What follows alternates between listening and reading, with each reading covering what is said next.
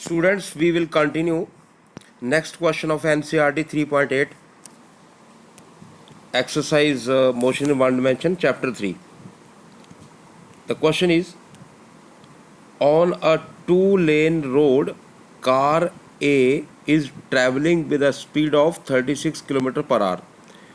Two cars B and C approach car A in opposite directions with a speed of 54 km per hour, each at a certain instant. When the distance AB is equal to AC, both being 1 kilometer, B decides to overtake A before C does. What minimum acceleration of car B is required to avoid an accident? तो इस question में सबसे जो important चीज़ है वो ये थी कि जो कार ए है उसी की डायरेक्शन में बी कार मूव कर रही है, स्पीड उसकी 54 किलोमीटर पर आवर है, और ये जो कार सी है ये कार जो है वो ए की तरफ आ रही है लेकिन अपोजिट डायरेक्शन में। अब आप इस बात को समझ सकते हो कि ए कार को ओवरटेक करना चाहती है बी, तो कैसे करेगी? वो इस लेन में आना पड़ेगा, ठीक है ना। ये लिखा ना डबल लेन टू लेन, तो इसको इस लेन में आना पड़ेगा, लेकिन इस गाड़ी का भी ध्यान रखना है, नहीं तो एक्सीडेंट हो जाएगा। तो इसको इतना एक्सीलेट करना है अपनी गाड़ी को ताकि इसके यहाँ पहुँचने से ये निकल जाए, ऐसे ये देखिए ऐसे करके यूँ निकल जाए, क्योंकि इसकी डबल लेन का मतलब क्या होता है टू लेन का, कि मतलब ये वाली है इस तरफ की आने वाली गाड़ियों के लिए। तो जब तक ये गाड़ी यहाँ पहुँचती है ये गाड़ी आगे निकल जाए तो एक्सीडेंट अवॉइड हो जाएगा। तो कहता है कितना एक्सीलरेशन बी का होना चाहिए, कम से कम मिनिमम, ताकि एक्सीडेंट ना हो।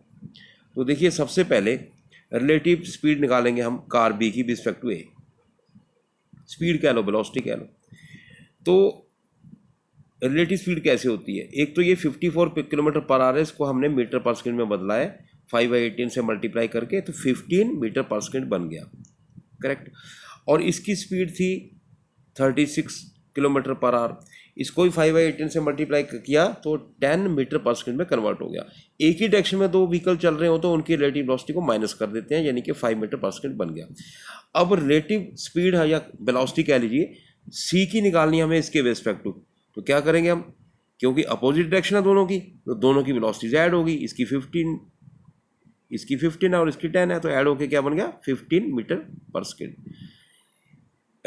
इट इज़ 25, ये 15 लिखा गया है, 25 है बेसिकली। अब हम नेक्स्ट देखते हैं, नेक्स्ट उस पर जाके सेकंड पे ये देखिए time taken by car C to approach car ए।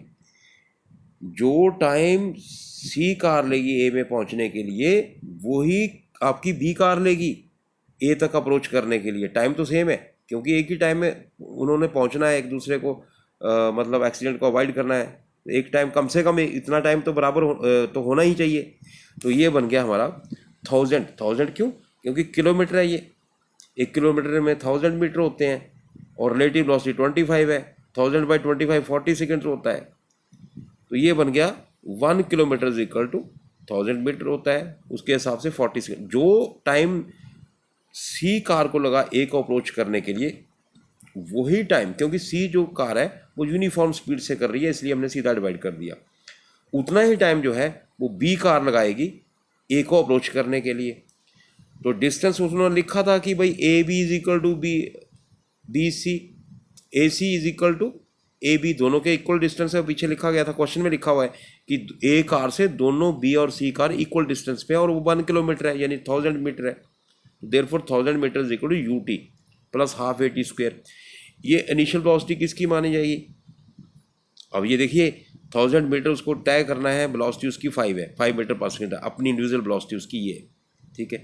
तो ये बना आपका 40 सेकेंड्स टाइम लगेगा, ठीक है, दोनों कार के लिए। हाफ AT स्क्वायर, यहाँ भी टाइम 40 सेकेंड्स आ गया।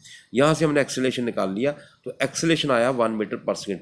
1 मीटर पर सेकेंड एक्सेलेरेशन रखना पड़ेगा बी को, ताकि एक्सीडेंट जो है वो अवॉइड हो जाए। थैंक यू बेटा।